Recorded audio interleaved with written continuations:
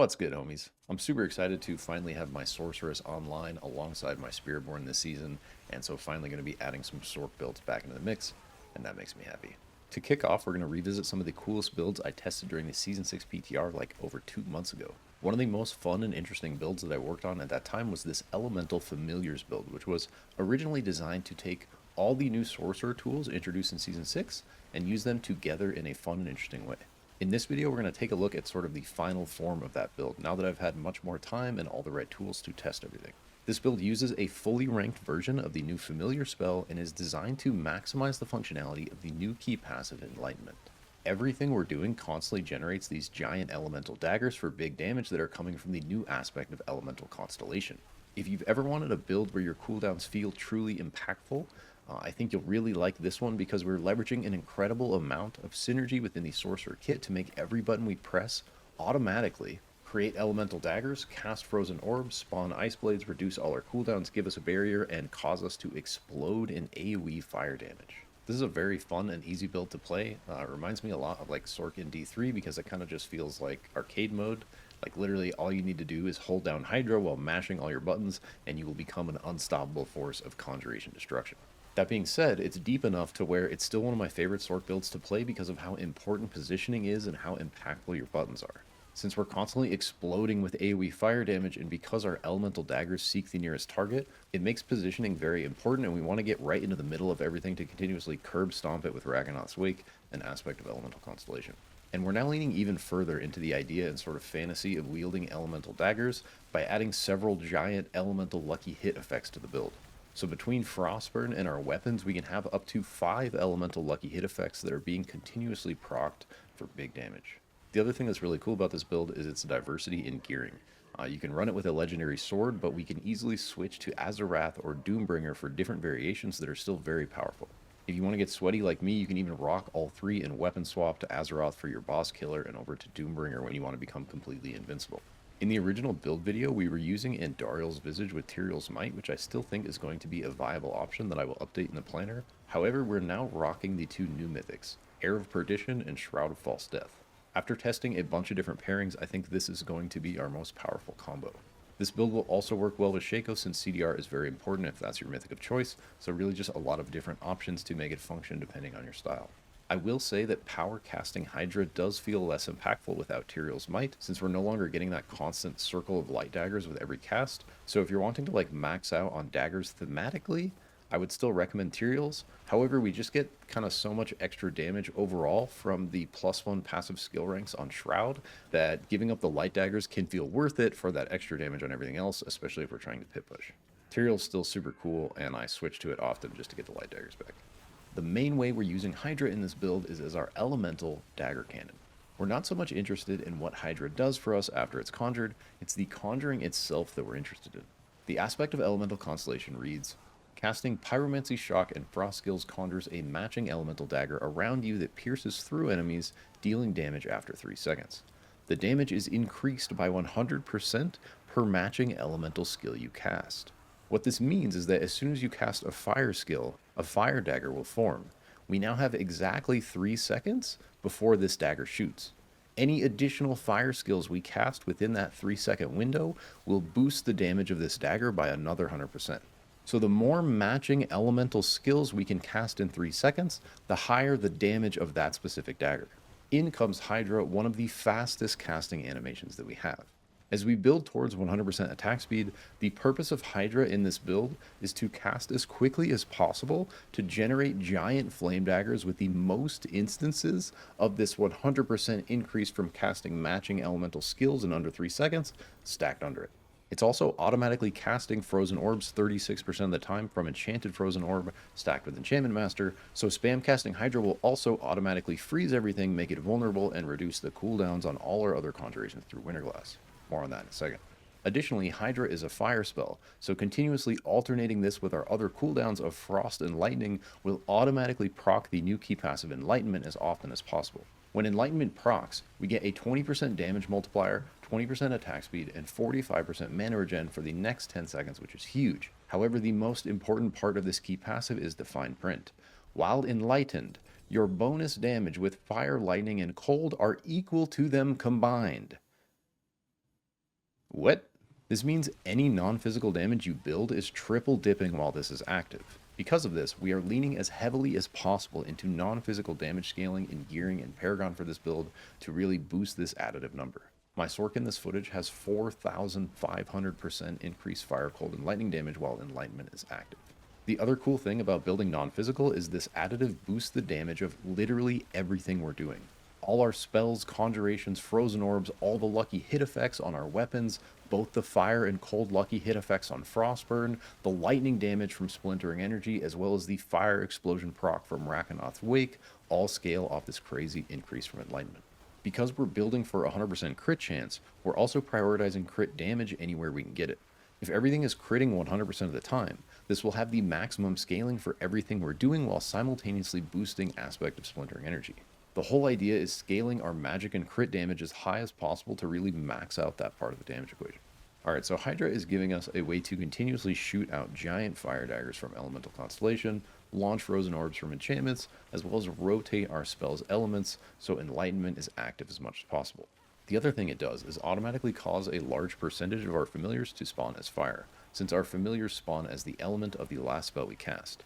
So any familiars following a Hydra cast will be fire. This is our primary source of widespread burning to activate Devouring Blaze and is quite reliable. I've actually been running Aldkin alongside this as my Merc playing solo, and he can actually provide a crazy amount of burning as well. While we're on it, I'm also rocking Variano's Bloodthirst attached to my Lightning Spear as my reinforcement just to trigger that extra bit of attack speed as much as possible. The final things Hydra does is give us our extra 2 stacks of damage from Conjuration Mastery, and when it's working properly and actually attacking, which we'll talk more about in a minute, it will be constantly triggering its own burning for Devouring Blaze, as well as constantly fishing for lucky hit effects to shoot out Winterglass Frozen Orbs or proc elemental damage. In conjunction with Hydra, we are rocking the other 3 Conjuration spells to give us a full Conjuration Mastery lineup and really maximize the value of Fractured Winterglass. We actually lost quite a bit from this cooldown reduction affix being turned into an inherent affix, which means we can't masterwork it up any higher. So the most CDR we can now get out of Frozen Orb explosions is 0.3 seconds max. What this means is we now have to invest much more into other cooldown reduction tools if we want to get anywhere near our Conjuration Mastery cap. We're complementing the Winterglass CDR in this build with capped out Ice Blades, which reduce cooldowns when they attack, combined with the new Evocation passive for 12% base CDR, a couple good CDR rolls on Talrashas and Rakanoths, combined with 16% more Conjuration cooldown reduction from the Elemental Summoner Paragon board. In this build, our hard cap will be 26 active Conjurations, 2 Hydras, 6 Familiars, 6 Ice Blades, 3 from actually casting it and 3 from the enchantment, and 12 Lightning Spears. You'll find that once you're schooled up, every Conjuration quantity will be capped except Lightning Spear. This is sort of our bottleneck for Conjuration Mastery stacks. You can see in the footage when I'm fully spooled up, I'm averaging around 18 stacks for Conjuration Mastery, which occasionally jumps up to 20. The only way I'm going to be able to push above this number is with more Lightning Spears, because we already have 2 Hydras, 6 Familiars, and 6 Ice Blades active. For this reason, we're prioritizing Lightning Spear CDR on a Ring Temper, but there's really only so much we can do for it. So in reality, we're probably going to be capped right around 20, maybe 22 stacks of Conjuration Mastery in this build, which, don't get me wrong, is still incredibly strong, especially if we're able to get a perfectly masterworked Winterglass. You can see mine is almost perfect. I killed Zir a buttload for this thing and then reworked it a bunch of times, and I keep missing this last masterwork crit. What we really want is a GA Conjuration Mastery affix crit 3 times with masterworking, and this will result in a plus 10 to Conjuration Mastery. Combine this with our 3 base ranks and an extra plus 1 from Shroud, which will put us at a whopping plus 14 to Conjuration Mastery. This means every active Conjuration will be giving us a 14% damage multiplier, 14% move speed, and 26% mana regen. So when we're spooled up to our 20 active Conjuration stacks, this is still a 280% damage multiplier, continuing to make this necklace one of our most powerful tools available for Sorcerer damage scaling. One of the things I mentioned that makes this build fun is the impact of our cooldown. So what do I mean by that? Hydra is our fire hose, which we're constantly holding down to spray big daggers and frozen orbs everywhere, but while we're doing that, we're going to be mashing every other button basically as fast as possible. Besides Hydra, we have our other 3 Conjuration spells, which are Ice Blades, Lightning Spear, and Familiar, as well as our 2 defensive spells, Teleport and Flame Shield. All of these abilities intentionally have very short cooldowns, and Familiar even has multiple charges of a cooldown. Every time we press a cooldown in this build, some pretty magical stuff happens. First, we get a 40% max life barrier from protection. Every new cooldown we press refreshes this barrier, so if we can press enough cooldowns fast enough, we will literally be invincible with infinite barrier. Second, when we press enough cooldowns to equal 33 seconds of time, which is brought down from 40 by Enchantment Master, we will automatically summon free Ice Blades. When Ice Blades attack, they reduce the cooldowns on all of our abilities. So the more cooldowns we press, the more Ice Blades we spawn. The more Ice Blades we spawn, the more they attack and the more cooldown reduction we get. The more cooldown reduction we get, the more we can press our cooldowns. The more cooldowns we can press, the more Ice Blades we can spawn. And around we go. And this is the beautiful positive feedback loop of Ice Blade's destruction that lets us achieve very short cooldowns not only for our conjuration spells, but also for our defensives as well. Third, every cooldown we press has a 36% chance to launch a Frozen Orb, up 6% from Enchantment Master, which will freeze everything, make it vulnerable, and explode 3 times. Every explosion of Frozen Orb reduces the cooldown of all of our conjurations by 0.3 seconds. So literally casting conjurations can spawn Frozen Orbs which explode and reduce the cooldown of that same conjuration that just generated the orb to begin with. That's called POG. On top of this, the conjuration now has a lucky hit effect from Winterglass to shoot a Frozen Orb itself. This also benefits from Aspect of Frozen Orbit and explodes 3 times, further reducing all of our conjuration cooldowns. So casting conjurations and our conjurations themselves constantly reduce their own cooldown through these Frozen Orb explosions and the interaction with Fractured Winterglass. Fourth, and probably the most cool of the cooldowns, every cooldown we press will proc an AoE fire explosion from Rakanoth's Wake. If you ever wanted to play a build where Rakanoth's actually feels real and like it's doing something, we're putting 4,500% additive fire under it with 100% crit chance and giving ourselves so much cooldown uptime that we can proc it several times per second. This, combined with our elemental daggers, really sort of directs our playstyle by encouraging us to get right in the middle of everything to really maximize the value of this Rakanoth fire explosion. Fifth, and probably the most unique and on theme, is that every single cooldown we press turns into an elemental dagger above our head. If there was a matching elemental dagger already there, it instead boosts the damage of that dagger by 100%. So not only are we constantly generating giant flame daggers via Hydra, we're also power cycling all of our other cooldowns to rip out frost and lightning daggers at the same time. So hopefully you can start to see as we put all this stuff together, we really want to press as many cooldowns as possible in this build because pressing cooldowns will automatically create elemental daggers, cast frozen orbs, spawn ice blades, reduce all our cooldowns, give us a barrier, and cause us to explode in AoE fire damage. Yeah. Something I do want to mention really quick is that Hydra is currently bugged, and I think it broke with that event patch the other week where the only thing they added was a very simple shrine event, and that somehow broke the entire game. But of course, some part of the sort kit gets messed up and all that, and they have no idea, so now it'll be 6 months until our Hydra works again. If you notice in the previous video I made on this build, when I summon a Hydra, it will immediately shoot its projectiles right when I spawn it, and even casting it at 200% attack speed, each head will get a shot out before the new Hydra is summoned and that old one goes away. If you watch in this footage, for the most part my Hydra isn't attacking at all. That's because there is now like a full 1 to 2 second delay before Hydra will acquire its target and start shooting. This was never there before and only hurts niche builds like this or like full Hydra. So if you're on your way to yell at Blizzard, please add fixing Sorc Hydra to the list, because literally the only way it will ever get fixed is if we're collectively loud enough about it, because not a single dev plays Sorc, let alone cast Hydra, let's be real. Now, it's not going to affect this build a ton because Hydra is a very low part of our DPS, but we definitely want it working because they're basically just missing out on free extra burning and lucky hit procs.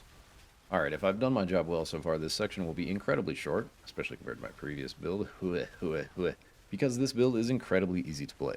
To play it well, simply hold down Hydra and mash everything on cooldown. This will give you the most elemental daggers, the most conjurations, the most frozen orbs, the most shields, the most cooldown reduction, and the most AoE fire explosions possible. Now I say that sort of jokingly, but in all seriousness, this build thrives off pressing cooldowns, so literally, the more you can press, the more good things will happen. The 3 that we're constantly trying to rotate with Hydra are our other conjuration spells: Familiar, Ice Blades, and Lightning Spear. Of these, Lightning Spear is going to be the most important to cast early and often, since this is the bottleneck to our conjuration mastery stacks like we discussed. Almost equally as important is Ice Blades though, since this is what is triggering a large part of our cooldown reduction, letting us cast more Lightning Spears and Ice Blades. So of absolute critical importance is holding Hydra while pressing Lightning Spear and Ice Blades on cooldown.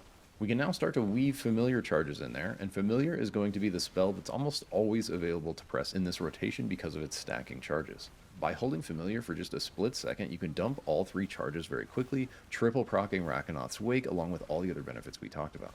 You can also specifically choose the elements of the familiar you want to summon based on which spell you cast immediately before it. So if you want to freeze everything, cast it after Ice Blades. If you want to stun everything, cast it after Lightning Spear or Teleport. And if you want it to burn, cast it after Flame Shield or Hydra. To be honest, Familiar is up so often that I literally just press it on cooldown along with Ice Blades and Lightning Spear, which while holding Hydra will result in a healthy mix of all three types of Familiars. Keep in mind, without our Mercenary and without Hydra functioning properly, our main source of burning to activate Devouring Blaze is going to be Fire Familiar. So try to start fights at least by dumping all three charges after a Hydra cast to get everything burning. For our defensives, we either want to use Teleport as mobility to move in between packs, otherwise we want to basically cycle it on cooldown just like our Conjuration spells. This will feed our Lightning Daggers, proc Rakanot's Wake, cast Frozen Orbs, feed our Ice Blades, give us a barrier, and keep big damage reduction active from Shimmering Teleport. The only spell I ever really hold on purpose in this build is Flame Shield, and the main reason to do this is to save ourselves in tough spots, but to be honest, we're so damn tanky with our constant shielding that I don't end up needing this defensively that often. For this reason, I end up using it offensively a lot of the times right at the beginning of fights to get everything burning as I evade into the middle of it all to line up Rakanot's Wake. This will also add an extra cast into our Fire Daggers and do all the extra cool cooldown stuff that our Teleport just did. We're also getting so much CDR back from Ice Blades that you'll find Teleport and Flame Shield are both on very short cooldowns as well. So even if you use Flame Shield offensively to engage like this, it should be back up again by the time you need to save yourself. The main time I really use Flame Shield defensively is on boss echoes, both in the pit and on Tormented Lair bosses. You'll find that bosses are very easy in this build. You can literally just do the same thing of holding Hydra while standing there and mashing all your cooldowns. The main difference is you may want to hold your Flame Shield to soak the echoes. Again, we have so much CDR from Ice Blades that you'll find Flame Shield is up for almost every echo that comes, and if it's not, Teleport will likely be up to reposition. Besides that, just keep spraying your fire hose and like pretend you're playing Teenage Mutant Turtles at the Crystal Palace roller skating rink in Vegas arcade when you were a kid. Just mashing the hell out of everything. Just. Alright, homies. We're gonna do what I did in my last video. We're gonna like check out the gear a little more in depth together real quick. Just to basically talk through some of the most important stuff. And for this build, there was a couple things that I just wanted to mention regarding the mythics. So I mentioned at the beginning this will work with different mythic pairings. I've tried a bunch of them. And I think probably the best one, DPS-wise, is going to be these two, Heir of Perdition and Shroud of False Death. And a big part of that is because 60% multiplier on this one, and the critical strike chance is huge. Lucky hit chance is very big with this build as well. But mainly the critical strike chance with the 60% multiplier, combined with this +1 to all passives on Shroud of False Death, just does like a crazy amount for our damage scaling. And it's a bit sad because I originally made this build power casting Hydra with Tyraels, and when you cast Hydra with the Tyraels Might effect, you get that nice like light dagger effect, so it really added into like the elemental dagger like theming of the whole thing.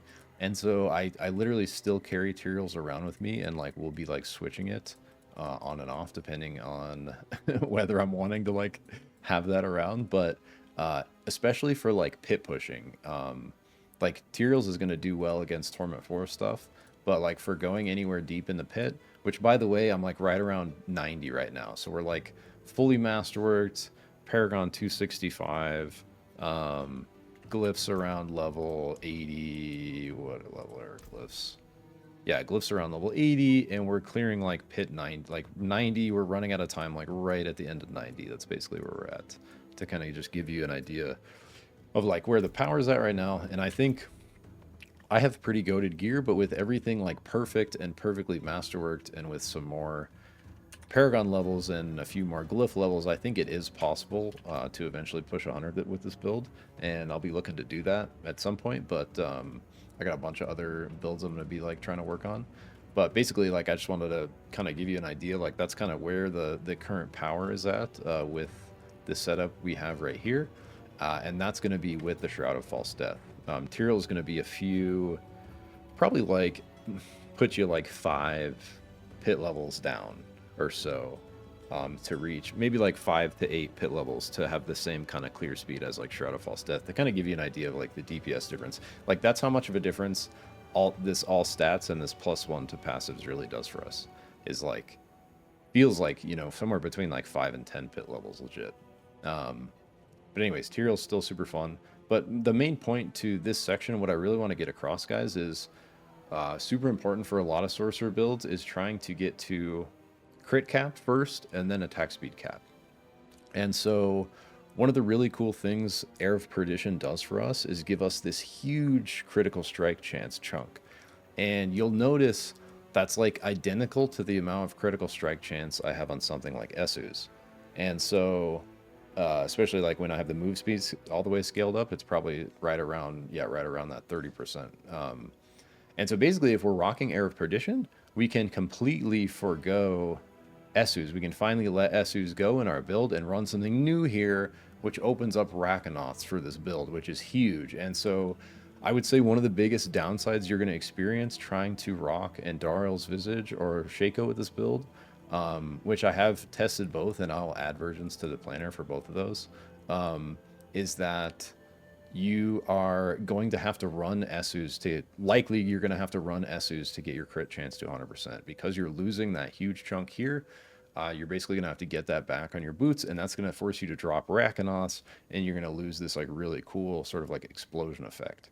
And so really the enabler of Rakanoths for this build, and probably for a lot of new sorcerer builds, is going to be the crit chance we're getting on Air of Perdition. And that comes along with this 60% multiplier, which we didn't have really as an option in the head slot, except for something like Godslayer Crown, but it's only like, small window. So this is like permanent all the time Godslayer Crown multiplier with huge critical strike, huge lucky hit. And so you can see here, I didn't get a GA on the lucky crit chance. The ideal setup, you would have critical strike chance GA'd here. And what that would let you do is move this critical strike chance roll on this ring over to attack speed. And so like in the planner, when I show the ideal setup, like I'm going to show a GA on crit here, and I'm going to show attack speed like for this ring. But like just know as you're building this, like what you're trying to do first is get to 100% crit chance, and then what you're trying to do second is get to 100% attack speed. So crit chance is like first and most important. And so if we don't get a Air of Perdition with that GA on crit strike chance like this one, what we need to do is use a couple more rolls to get there. So we have crit strike chance on offhand, which we're likely going to need in either scenario. And then we have crit strike chance on ring, basically because this isn't GA'd. But if it was, I would try to re-enchant this to attack speed. So most important GA on Air is going to be the crit strike chance if you can get it. I would say the most important GA on Shroud of False Death is going to be probably the stats, honestly. The max life is good for survivability, but stats is just going to give us more damage scaling. So I like the stats GA. Like if I could redo this, I would probably, I'm using it on my Spiritborn too, and it's kind of like a perfect mix of Masterworks. But the ideal would be like triple hitting the... Dude, they need to disable the mercenary VO, man. Give an option too. I don't know why you have like this child following you around and he's constantly saying, "I don't think I like this." You're like, bro, you can go. Don't. Anyways, yeah, I would like GA on all stats and triple hit it with Masterworking, I think would be best for Shroud on this build.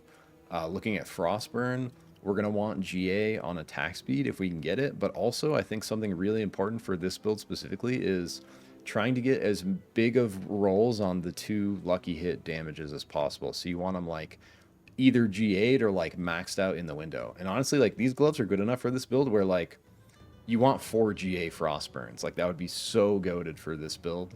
And like you don't even care about the lucky hit effect to freeze at the bottom. Like that could be a min roll. What you really want is like all 4 of these GA'd because they're all super good. Fire and cold damage, it's not quite non-physical, but those get added together when Enlightenment is active, and it's a big value. So you're getting 500% to both of them when Enlightenment's active from like this 250% right here. And where I'm missing attack speed is this GA attack speed roll. So I need this to be like 30%, and that's going to put me a lot closer to the attack speed cap. I'm at like Elixired and everything, so crit strike chance, you want to get to 75% here. And that combined with our runes, which we're going to be running Potgar to cover 25% of our crit chance in our pants. You basically want to get to 75% here, and then that's going to scale you up to 100%. So we're at 100% crit chance. And then spooled up with Enlightenment active, I'm at like 75% attack speed bonus. So I'm a good like 25-30% off of the attack speed cap, and the way I would get there is basically imagine if this crit was GA'd, and then I could make this crit strike chance an attack speed roll, so there's an extra like 15% here. And then imagine this attack speed was GA'd, there's like another 10%, and that's basically all the attack speed I'm missing. So with the proper GAs, like basically GA crit chance here and GA attack speed here, you will be able to get to 100% crit chance, 100% attack speed in this build. But it's going to require kind of like the proper rolls to do that, and you can still, you know, make it work very good without quite hitting the 100% attack speed cap, which is basically what I've done in this video and in this footage. And the way you want to do that is just get to 100% crit chance and then just build towards as close to 100% attack speed as you possibly can, you know, while still doing all the good stuff. And so something else like important that I was experimenting with in this build that I think is actually feeling pretty good is like leaning into these lucky hit elemental damage effects, because we have such a huge elemental floor we're building with the whole non-physical triple dipping with enlightenment. All that's going to be underneath these elemental lucky hit effects. So like this big fire one, like almost 6,000 base fire damage is going to have that 4,500% base fire damage under it, along with the 100% critical strike chance with the extra 2,000% critical strike damage we have, you know, trying to just get like massive amounts of additive scaling in that bucket under these effects. You can see we have the two here, and we want to try to get those as close to as max rolled in the window as we can, or GA'd, and then we want to try to temper our offhand with one, and this is a pretty good roll on a cold one. I think cold is going to be the best one. It's going to benefit from the most amount of multipliers in your skill tree. Just like real quick, this multiplier basically is what makes cold, because cold can benefit from devouring blaze as well, but this multiplier is this, all your spells benefit from this one as well if stuff's frozen, but it's this one, Icy Touch, that gives cold just the slight advantage where it's going to get and it's actually pretty damn close to with Inner Flames, and honestly, like with Inner Flames, like both of these being 16%, they're actually like very comparable, I just realized. So honestly, fire or cold would work for those. I was just leaning toward cold because I thought we were getting more out of Icy Touch, but Inner Flames is basically doing the same thing for us. So either or, I guess, honestly, both those are going to scale about the same. New revelation here, but I have them both as cold. Oh, the other thing that cold would do is if you wanted to build, which we're not doing in the main setup, but you'll see in the Azarath setup, the cold lucky hit effects will benefit from Icefall. And that's the thing. So that's like the other reason I was doing it. So if you want your if you were planning on, so we're not running that board in the main build, but if you're having like more of an Azarath focused build, or if you like the way that feels over Enchantment Master, you can run the Icefall board, and that's going to give you bigger damage scaling out of these lucky hit cold effects. But we basically have the two lucky hit elemental effects here. We have a roll on our offhand tempered, and we have a roll on our main hand tempered. And I am trying to hit those with masterworking. And so it's basically on weapons, I'm looking at the critical strike damage temper or the lucky hit damage temper. And I'm pretty happy with either of those. And if it's like a GA int weapon, you're always good with settling with, you know, a hit on what's GA'd, especially if it's intelligence. That's just like raw damage scaling, which is always good. But I think most important for our weapons are going to be that lucky hit and then the critical strike damage. And if we look at our ring, it's got the critical strike damage as well, same idea, and we're going for lightning spear cooldown reduction for our resource temper here, and that's basically trying to resolve as much as we can that lightning spear bottleneck we were talking about, of lightning spear kind of being the main thing that's limiting us. You can see this is a nice ring, but I think the BIS ring that I'm going to have in the planner is actually going to be intelligence, critical strike damage, attack speed as the three affixes, and that's going to give you like, sometimes I need this max health, but honestly not that often. We're getting so much max life out of our Shroud of False Death that I think we give up this max life roll to squeeze a little more damage out of our ring. If I could, you know, kind of like go move to the ideal. I think our offense looking pretty damn good. Again, we could think about moving the max life roll to something else. We'd have to consider that, but offhand looking good. And main hand looking good as well. We basically want critical, like that's basically what I did on main hand. I moved that max life over to more damage, so we could look to do something similar on offhand, depending on, you know, how stuff's looking and how our survivability is looking. The cool thing is if you find a weapon like this and you do enchant it, you can always like enchant back. I think in this instance, damage or vuln damage.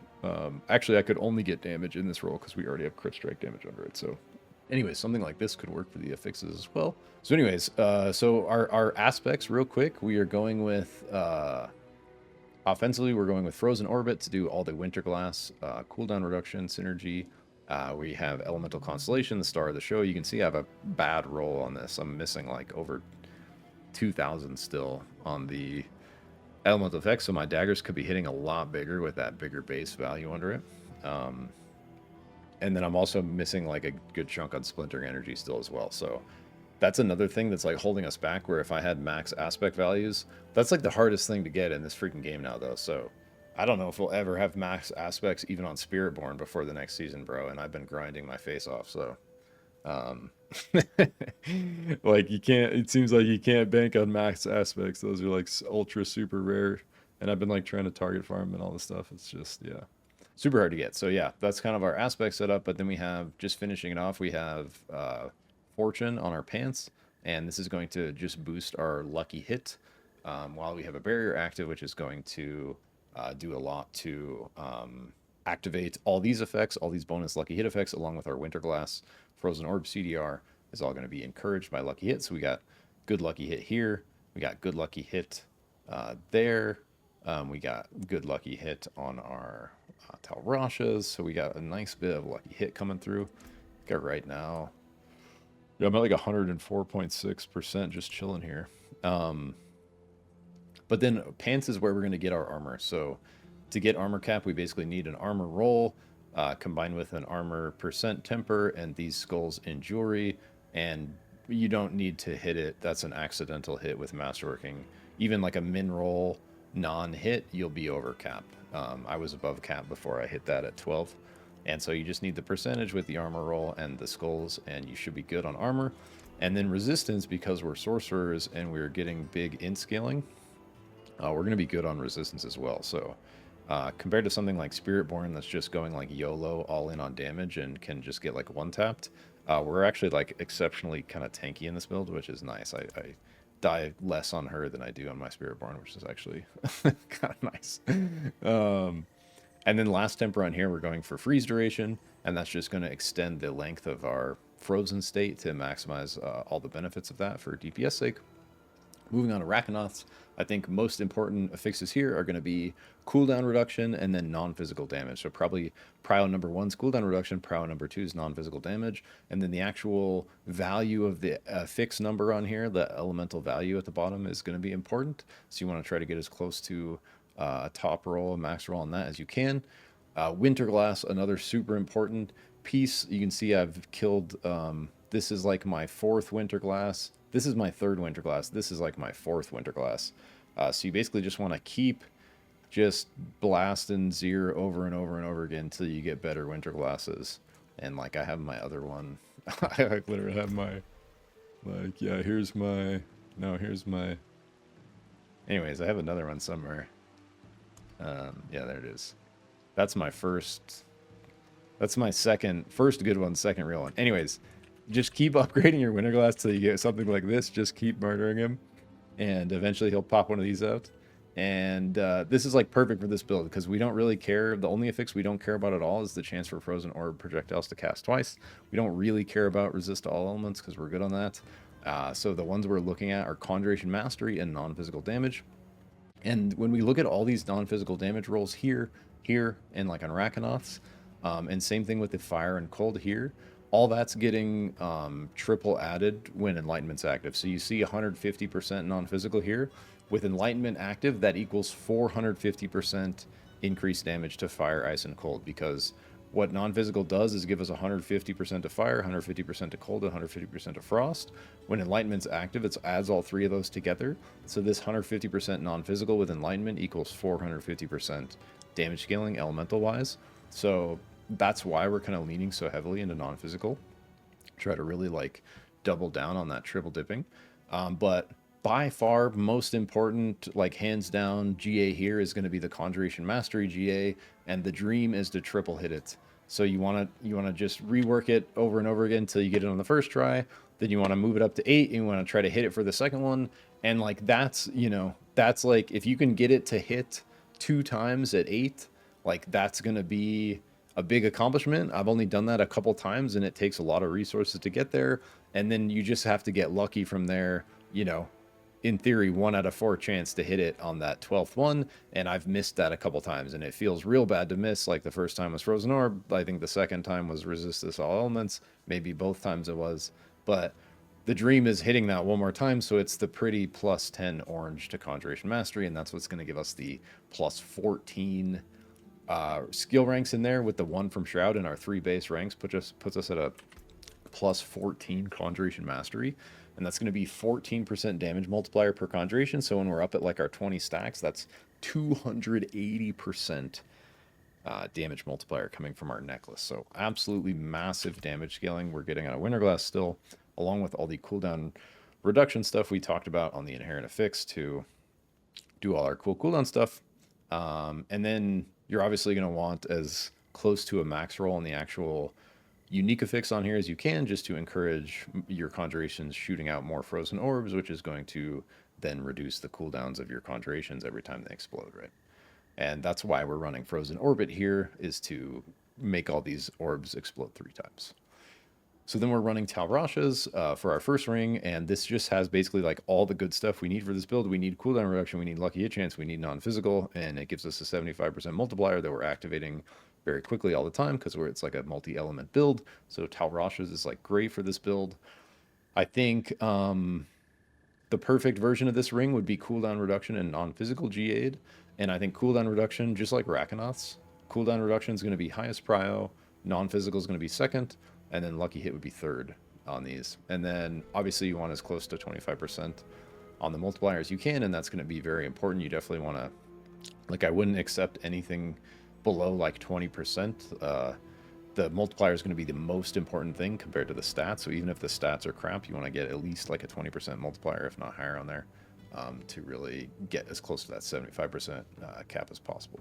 And then going to the ring, like we talked about, I think ideal, you might want to go for intelligence, attack speed, and crit damage, crit strike damage. And that's only if we're able to get to 100% crit chance by having this crit chance GA'd. If we don't have a GA crit chance here, we're likely going to need this crit strike chance roll here, and along with the one on our offhand and these runes in order to get us to 100%. But basically our tempers here are the Lightning Spear cooldown reduction like we talked about, and the crit strike damage, trying to hit the crit strike damage or the Lightning Spear cooldown reduction with our masterworking. I think both of those would be good. I think it'd be worth experimenting, trying to lean into the Lightning Spear cooldown reduction if you can. But the crit strike damage is going to do the damage scaling with splintering energy. And so both of them are going to be good. And moving down to our offhand, it's the Elemental Constellation. We kind of already talked about it, but going for the lucky hit rolls and looking to hit the lucky hit and the crit strike damage tempers again. And same thing with our main hand, leaning into crit strike damage. Want to try to get a sword if we can, leaning further into the crit strike damage with the inherent affix.